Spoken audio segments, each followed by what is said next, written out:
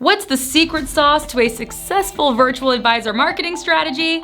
Finding your niche. Whether you're an insurance or a financial advisor, your ability to identify and target a very specific group of people with a very specific message is the key to standing out online.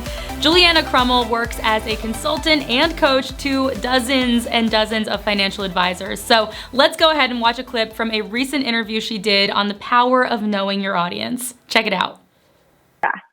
So one of my advisors, she's an African-American financial advisor, and she's also a woman. So it's a very specific person that she has to work with. At first, she has a child with special needs. So we said that let's go after people with children with special needs. And so we contacted all the organizations, all the Facebook groups, but it just didn't work out. A lot of the people were already stressed with handling their kids. They have to understand what they're going to do as far as finances because they have to support their kids, most likely sometimes for the rest of their lives. So we scratched that out and I said, you know what, this is not a good avenue. But I said, Renora, you're an educated African-American woman with a finance degree. And so she was really, really passionate about her sorority. So we actually said, why don't we just start targeting your sorority members? I mean, you already have an intrinsic motivation for it, whether you like it or not. You want to help your sorority sisters. And if you know anything about sorority sisters, you have to be a specific person, especially if it's an African-American sorority. You only can be African-American. So they're only going to work with that specific niche. And you have to be educated because you have to be in college and you have to graduate to be part of that sorority.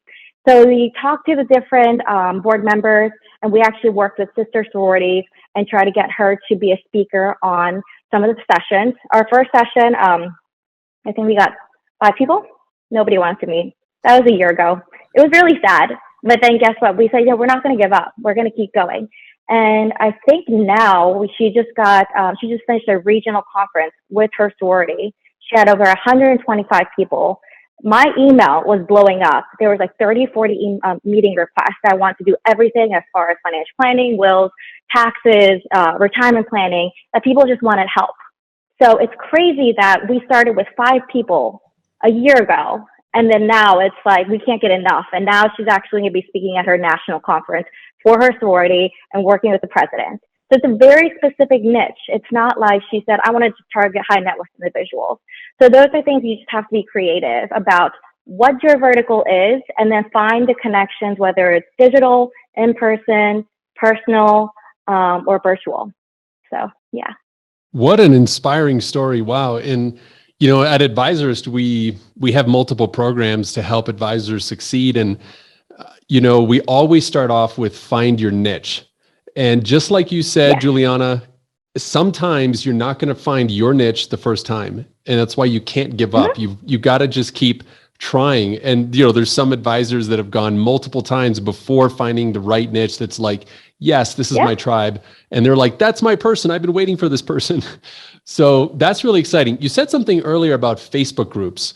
Now, I'm very familiar with Facebook groups, but probably 90% of the people who are watching this have never thought, they're probably part of a Facebook group, but they've never thought about it in terms of business development. Can you walk us through how do you use Facebook groups for business development in financial planning? There's a Facebook group for anything and everything. If you want to find a Facebook group about ferrets, you will find it. If you want to find a Facebook group about Teslas, you will find it. Even if it's not a Facebook group, it could just be find local groups who like Teslas. Boom, there you go. So it's just as easy as searching, and you may have to join 3 or 4 different groups. Some may have regulations saying that you can't solicit. Others say only education only.